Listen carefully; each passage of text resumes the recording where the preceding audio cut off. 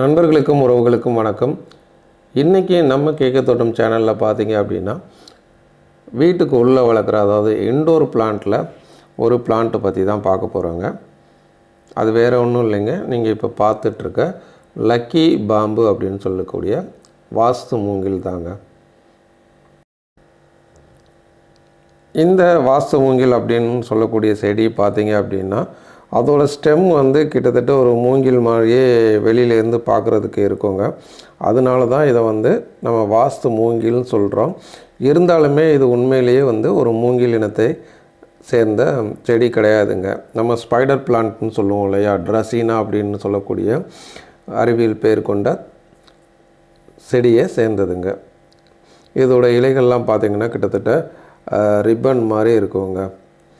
ஆனால் மூங்கிலில் பார்த்தீங்க அப்படின்னா இந்த மாதிரி தண்டு பகுதியை கட் பண்ணி பார்த்தீங்கன்னா உள்ளே ஹாலோவாக இருக்கும். அதாவது உள்பக்கம் பார்த்திங்கன்னா ஓப்பனிங் ஸ்டாலாக இருந்த மாதிரி இருக்கும். இந்த கணுப்பகுதியில் மட்டும்தாங்க மூடி இருக்கும். ஆனால் இந்த செடிகள் பார்த்திங்கன்னா கட் பண்ணி பார்த்திங்கன்னா ஃபுல்லாகவே உள்ள சதை போன்ற அமைப்பு இருக்குங்க. அதனால தான் இதை நம்ம மூங்கிலிருந்து மாறுபட்டதுன்னு சொல்கிறோம். ரெண்டாவது, இது மூங்கில் குடும்பத்தை சார்ந்ததும் கிடையாதுங்க. ஓகே, இது நம்ம ஏன் லக்கி பாம்பு அப்படின்னு சொல்கிறோம் அப்படின்னு கேட்டிங்கன்னா, இது நம்ம இந்தியன் வாஸ்துப்படி கிடையாதுங்க. சைனீஸ் வாஸ்துப்படி ஒரு லக்கியான தாவரம் அப்படின்னு சொல்கிறாங்க. இதில் கட்டியிருக்காங்க இல்லையா, இந்த மாதிரி கட்டியிருக்கும்போது எத்தனை நம்பர் இருக்குது, அதாவது 4 தவிர்த்து எத்தனை நம்பர் வேணாலும் இருக்குங்க. அது ஒன்று ஒரு அதிர்ஷ்டம் அப்படின்னு சொல்கிறாங்க.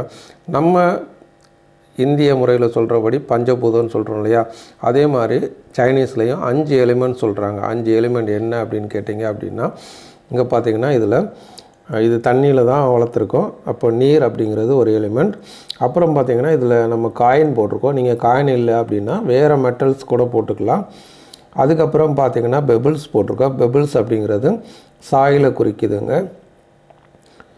அதுக்கப்புறம் பார்த்திங்கன்னா இதில் இருக்க வுட்டு போர்ஷனுங்க. வுட்டு அப்படிங்கிற போர்ஷனு மரத்தை குறிக்குதுங்க. அதுக்கப்புறம் இதில் சிகப்பு கலராக ஒரு ரிப்பன் மாதிரி கட்டியிருக்கோம் இல்லையா, அந்த சிகப்பு கலர் ரிப்பன் பார்த்திங்கன்னா ஃபயர் அப்படிங்கிற எலிமெண்ட்டை குறிக்குதுங்க. இதுதான் சைனீஸ் வாஸ்துப்படி 5 எலிமெண்ட் அப்படின்னு சொல்லக்கூடியது. அப்படி என்ன அப்படின்னு கேட்டிங்கன்னா நீர், மெட்டல், அதுக்கப்புறம் மண்ணுக்கு பதிலாக பெபிள்ஸ், அதுக்கப்புறம் இந்த மாதிரியான ஸ்டெம்ஸு, அப்புறம் பார்த்திங்கன்னா நெருப்பை குறிக்கக்கூடிய சிகப்பு வண்ணம் ரிப்பனுங்க. இது 5 தான் அந்த 5 எலிமெண்ட்.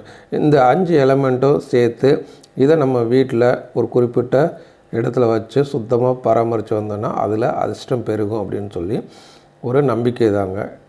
இந்த நம்பிக்கை உண்மையாக பொய்யா அப்படிங்கிற ஆராய்ச்சி எல்லாம் தாண்டி பார்த்திங்க அப்படின்னா இந்த செடி இண்டோரில் குறைந்த அளவு வெளிச்சத்தில் சூப்பராக வளரக்கூடிய ஒரு செடிங்க.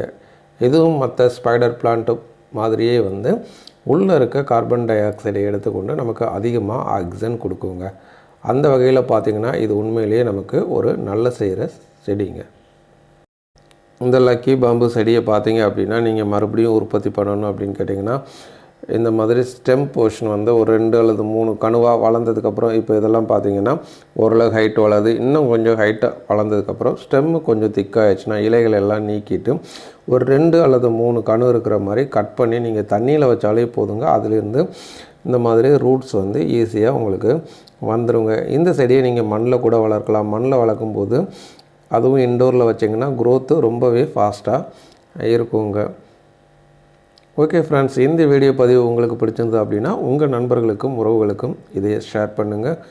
கூடவே இதுவரைக்கும் நம்ம கேட்க தோட்டம் சேனலை நீங்கள் சப்ஸ்கிரைப் பண்ணலைன்னா மறக்காமல் இன்றைக்கி சப்ஸ்கிரைப் பண்ணிக்கோங்க. நன்றி.